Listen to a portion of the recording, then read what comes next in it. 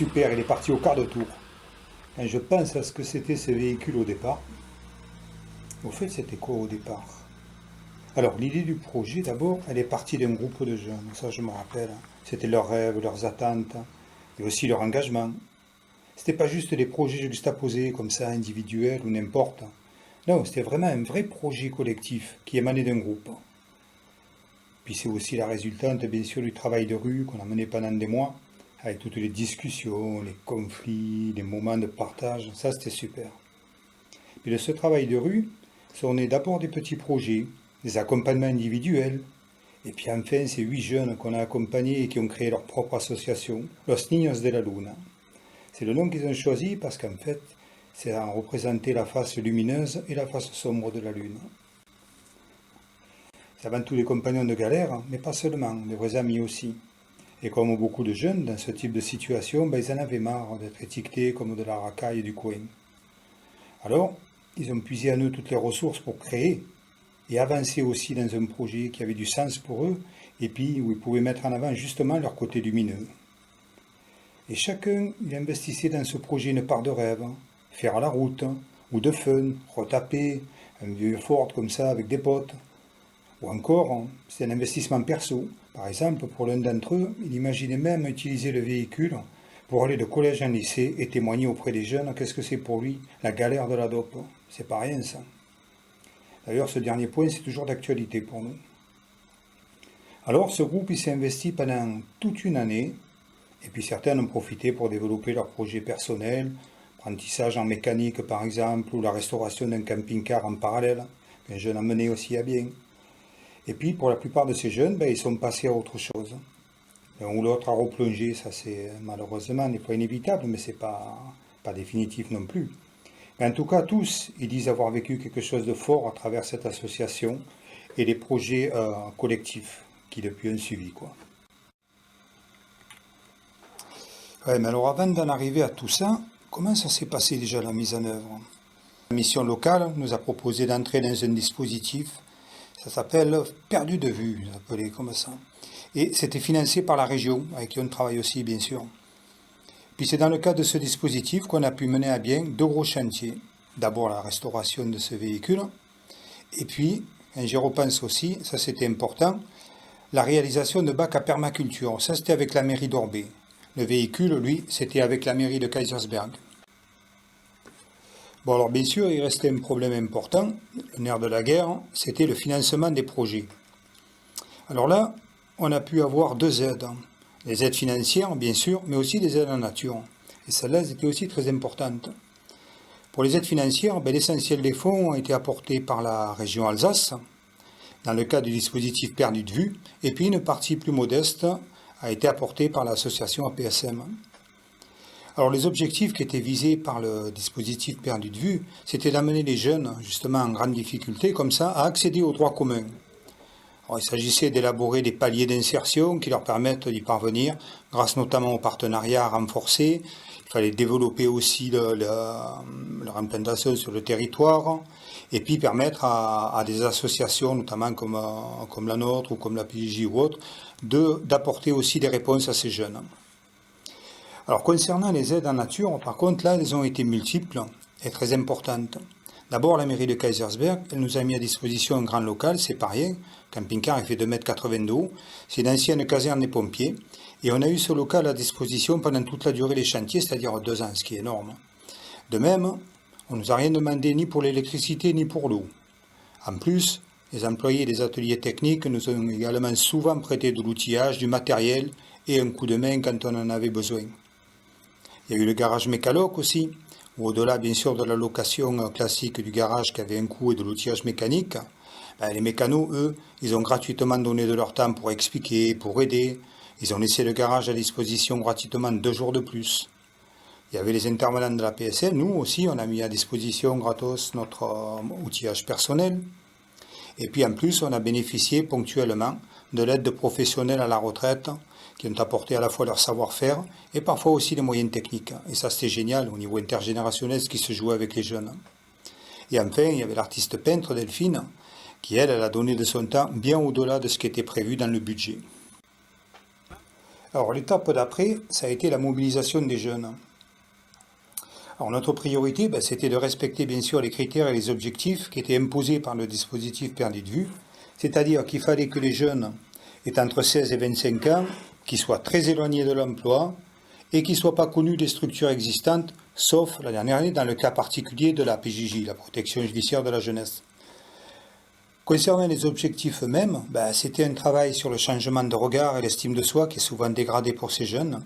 Il y avait des enjeux majeurs qui étaient liés à l'insertion socio-professionnelle, des choses toutes simples, le respect du cadre, la mobilité, l'acquisition aussi de compétences, c'était important, en mécanique, en menuiserie, en peinture, par la mise en situation.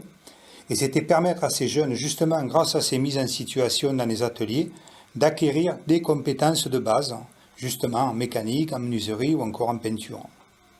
Et enfin, il fallait aussi qu'ils aient un faible niveau au départ, un faible niveau scolaire et de qualification. Alors, durant la première année, on a travaillé essentiellement avec les jeunes que nous, on avait rencontrés au niveau de la PSM dans le cadre du travail de rue. Et ensuite, la dernière année, on a travaillé essentiellement avec les collègues de la PJJ et donc les jeunes qu'ils accompagnaient eux. Alors, maintenant que je me souvienne, comment ça s'est déroulé déjà ? Alors d'abord, il y a eu plusieurs réunions avec les différents partenaires. Il fallait étudier à la fois la faisabilité du projet, mais aussi déterminer qui fait quoi. Donc la région, elle fixait les règles du projet et elle assurait le financement. La mission locale au Rhin-Nord, elle était pilote et coordonnatrice du projet. La protection judiciaire de la jeunesse, c'était aussi un partenaire clé pour la mobilisation des jeunes. Et nous, à la PSM, on gardait à la fois un travail de mobilisation des jeunes, d'encadrement des chantiers et aussi de coordination dans la partie technique des chantiers. Une fois que le projet a été validé à la fois par notre association et par les partenaires, Hassen et moi avons organisé une journée destinée à permettre aux jeunes de différents horizons et aux partenaires de faire connaissance. Une randonnée, couplée à une visite guidée de la ferme du Brésoir, ont été organisés et un barbecue a clôturé la journée. On a choisi cette ferme parce que son fonctionnement est basé sur le principe de l'économie sociale et solidaire, et c'est en accord avec la genèse du projet. Cette journée était vraiment très importante. Elle permettait à la fois de créer un lien plus fort entre les jeunes et les partenaires institutionnels, sachant que ces jeunes, souvent, ont une approche très négative des institutions en général, mais la réciproque, elle existe aussi par rapport à ces jeunes. Du coup, le fait que les représentants de ces structures et ces jeunes puissent se rencontrer dans un cadre, on va dire, plus informel et sympa, qu'ils puissent discuter ensemble, quitte à des fois se bousculer un peu, ça a été vraiment un moment clé du projet. Quand je repasse au départ à ce fameux véhicule, c'est un Ford des années 80 qui nous a été donné par Henri Stoll, le maire de Kaysersberg. Alors, il est resté exposé aux intempéries, il avait pu tourner depuis 3 ans, et bien sûr, il nécessitait des lourds travaux. Mais il offrait un potentiel pédagogique vraiment intéressant. En plus, il était gratuit. Finalement, ce projet, il nous aura quand même pris 2 ans, et on aura bien sûr respecté toute une logique de restauration chronologique. D'abord, il y a eu une première phase de nettoyage, où il fallait enlever toute la mousse et les moisissures qui le recouvraient, et ça nous a permis déjà de mieux mesurer l'ampleur des travaux nécessaires. Et il y en avait. Il y a eu après la phase de mécanique générale, avec des montages complets, remise en état du moteur, de la boîte, de l'embrayage, etc. Ça, c'est un chantier qui s'est déroulé au garage solidaire Mécaloc à Colmar. Il y a eu aussi une phase de déshabillage du véhicule. Presque toute la partie bois, ainsi que les revêtements de protection, étaient fortement dégradés par les intempéries et il fallait les remplacer.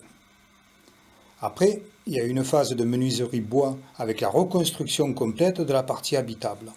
Nouvelle étape, la phase de menuiserie aluminium et PVC pour assurer l'étanchéité du véhicule où il a fallu tout recoller par-dessus.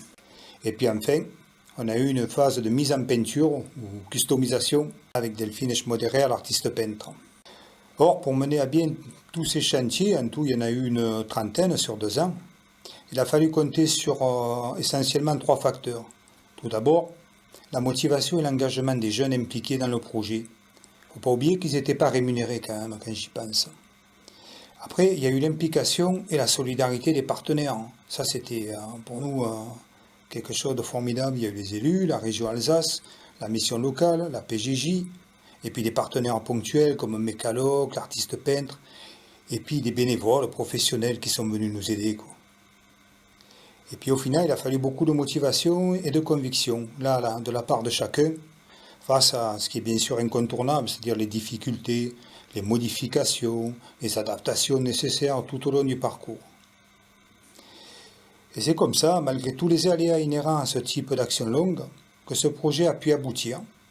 Et à présent, The Camping Car, finalement, il est opérationnel et il peut commencer une nouvelle carrière avec nous. Alors concrètement, qu'est-ce qu'on va bien pouvoir en faire de ces véhicules? Bon, c'est la propriété de l'association maintenant. Alors dans un premier temps, il reste les finitions, par exemple poser les profilés, l'aménagement intérieur pour les entretiens, etc. Et ça va donner à peu près 2 semaines de travail pour des jeunes dans des chantiers pédagogiques. Après, ce véhicule, il pourrait servir notamment de permanence mobile en intervenant sur les différents quartiers pour accueillir justement des jeunes.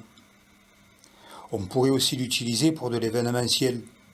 Par exemple, d'intervention aux abords des collèges, des lycées, avec des thèmes prédéfinis, organiser des temps festifs, ça peut être pas mal aussi.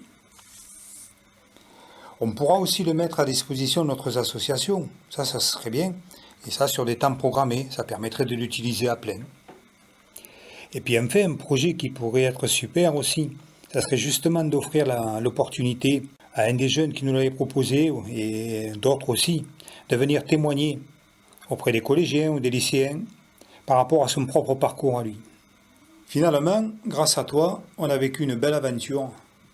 Et maintenant, avec toi, on va pouvoir en commencer une autre.